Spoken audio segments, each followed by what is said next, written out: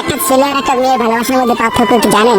একটা মেয়ে একটা ছেলেকে পাগলের মতো ততক্ষণ পর্যন্ত ভালোবাসে যতক্ষণ পর্যন্ত না সেই মেয়েটা ওই ছেলেটার থেকে ভালো কাউকে পায়। আর একটা ছেলে যখন একটা মেয়েকে ভালোবাসে তাকে যদি পৃথিবীর সব থেকে সুন্দর মেয়েটাকেও এনে দেওয়া হয় তবুও ওই ছেলেটা তার সেই ভালোবাসার মানুষটাকেই চয়েস করবে। এটাই হচ্ছে একটা ছেলে আর একটা মেয়ে ভালোবাসার মধ্যে পার্থক্য।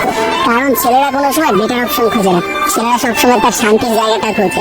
আর একটা ছেলে একটা মেয়েকে যতটা ভালোবাসতে পারে একটা মেয়ে তার এক গুণও ভালোবাসতে পারে না। ছেলেদের ভালোবাসাটা ভয়ঙ্কর রকম সুন্দর হয়। আর একটা ছেলে যখন একটা মেয়েকে মন থেকে ভালোবাসে সেই মেয়েটার থেকে ভালো কোনো অপশন সে কখনো মাথার মধ্যে চিন্তাই করে না। ছেলেদের ভালোবাসার সাথে কারোর ভালোবাসা তুলনা করা যায় না। ছেলেরা তাদের ভালোবাসার মানুষটাকে যেমন অন্য কারোর সাথে সহ্য করতে পারে না, ঠিক তেমনই একটা ছেলে কখনোই তার ভালোবাসার মানুষটাকে রেখে অন্য কোনো মানুষের পেছনে কখনো ঘুরে ঘুর করে না। ছেলে কখনো কোনো বেটার অপশন বা কোনো সুন্দরী মেয়ে দেখলে তার গার্লফ্রেন্ডকে ভুলে যেতে পারে না।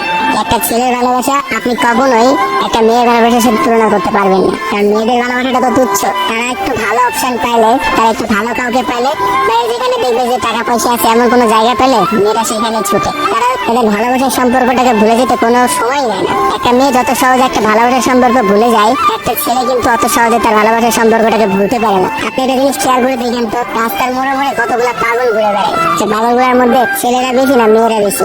আসলে নারী ছড়ার কাছে হেরে গিয়ে কিন্তু ছেলেরা পাগল হয়ে যায়। তারাই কিন্তু সমাজে নানা রকম জায়গায় ঘুরে বেড়ায়। রাস্তাঘাটে দেখা যায়, বাজারে দেখা যায়, হাটে দেখা যায়, তাদের আসলে সব জায়গায় দেখা যায়। আর কয়টা মেয়েরা আপনি দেখছেন পাগল হইতে পারে। ভালোবাসার বিচ্ছেদের পর একটা ছেলে নিজেকে কোনোভাবেই ঘুরিয়ে নিতে পারে না, অথচ একটা মেয়ে কিন্তু খুব সহজে তার নিজেকে ঘুরিয়ে নিতে পারে। একটা মেয়ে কিন্তু নতুন একটা সংসারে যায়, নতুন মানুষকে পায় এবং সে সবকিছু ভুলে যেতে পারে। আসলে ভাই, নারীদের ছলনা বোঝার ক্ষমতা না ছেলেদের এখনো হয় নাই। একটা কথা আছে, ইতিহাস কিন্তু সাক্ষী যে নারীরা কিন্তু চরম ছলনা বই। আপনি কখনোই একটা নারীর ছলনা ধরতে পারবেন না।